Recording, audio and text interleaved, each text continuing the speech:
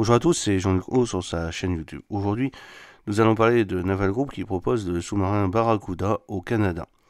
Le groupe naval français a répondu à la demande d'information RFI du Canada qui souhaite acheter à l'horizon 2028 entre 6 et 12 sous-marins dotés d'une propulsion conventionnelle. Naval Group propose le Barracuda.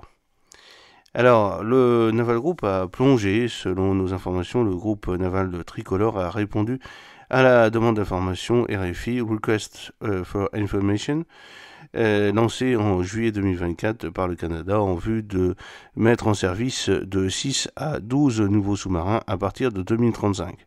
Le nombre de navires dépendra du besoin final exprimé par Ottawa dans le futur appel d'offres, mais aussi des capacités offertes par les navires. Poussé par Emmanuel Macron, proche du Premier ministre canadien sur le départ Justin Trudeau, Naval Group, qui a longuement hésité, s'est donc décidé à jouer le jeu au Canada dans ce processus de long cours.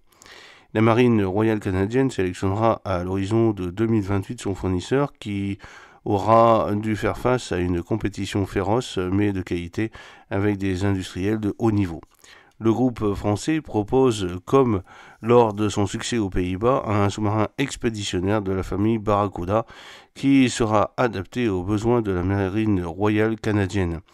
Une marine qui a la particularité de défendre le plus long littoral au monde baigné par 3 océans, le Pacifique, l'Atlantique et l'Arctique. Actuellement, Naval Group est dans une phase de découverte du besoin de la marine royale et d'accompagnement de la réflexion d'Ottawa.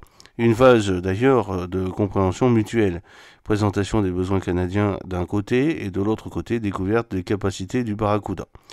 Des sous-marins de calibre mondial dans cette compétition qui n'est pas encore lancée en attendant l'appel d'offres, le RFP, Request for Proposal. Et le constructeur du Barracuda et du Scorpion va sans surprise se retrouver en concurrence face à son meilleur ennemi, le groupe naval allemand TKMS, ThyssenKrupp Marine Systems, ainsi que face aux Suédois Saab, Kockums et aux Sud-Coréens Hanwha. Dans ce sport pratiqué par un nombre d'acteurs très restreint, Naval Group va à nouveau jouer la carte du Barracuda conventionnel qui semble coller au plus près des besoins de la marine royale canadienne.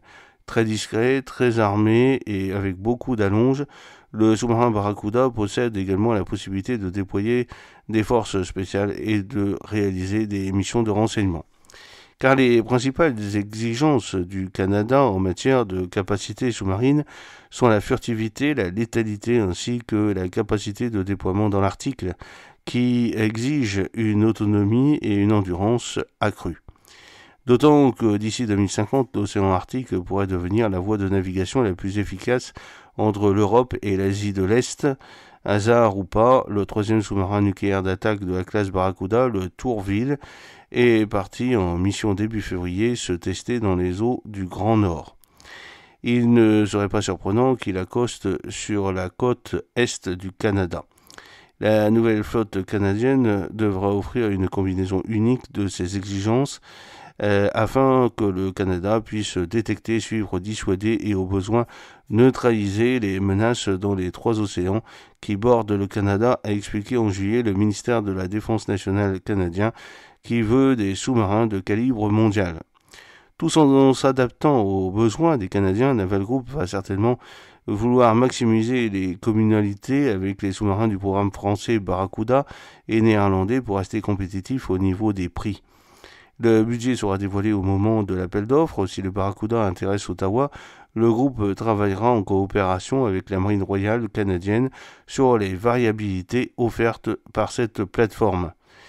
La Marine royale canadienne pourra aussi se faire briefer par son homologue néerlandaise avec laquelle elle est proche et qui fait partie des marines exigeantes effectuant des missions du haut du spectre.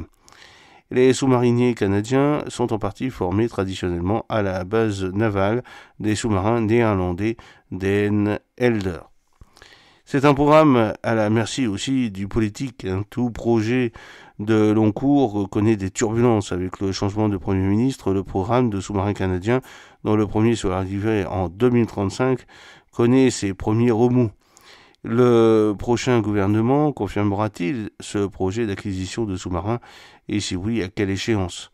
Nous étudierons les possibilités de renouvellement et d'expansion de notre flotte de sous-marins pour que la Marine royale canadienne continue d'agir comme un élément de dissuasion sur les 3 côtes grâce aux sous-marins à propulsion classique capables de naviguer sous la glace, a expliqué Ottawa. Quelle sera la situation internationale? Quel sera le rapport entre l'Amérique du Nord et l'Union européenne?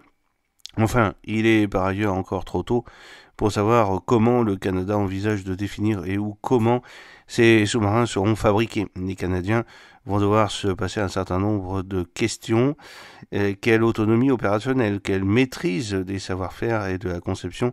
Qui sera l'autorité de maintenance? Quelle est la robustesse et la résilience de la base industrielle et technologique de défense canadienne en matière de sous-marins?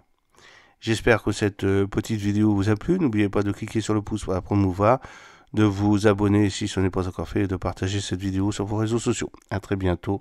Fidèlement, Jean-Luc O.